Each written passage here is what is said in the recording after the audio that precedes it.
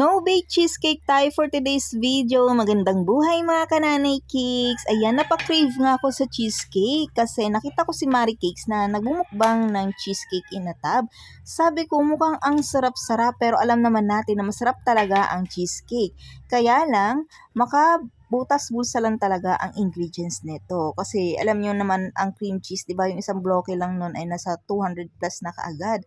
And then itong pang toppings natin, yung isang lata niyan ay nasa 355 na kaagad. Kaya no wonder na mahal talaga ang cheesecake kasi napagkamahal naman talaga ng ingredients nito sa tunay. Nag-crave lang naman ako nitong cheesecake mga kananay cakes kaya napagawa tayo nito. Pero nagulat talaga ako doon sa puhunan na nilabas ko. Kaya naman sabi ko hindi pwedeng kainin ko lang yung ganun kalaking puhunan. Kaya naisip ko na ilagay na lang siya sa oval container para maging presentable siya at para mabenta ko po siya online.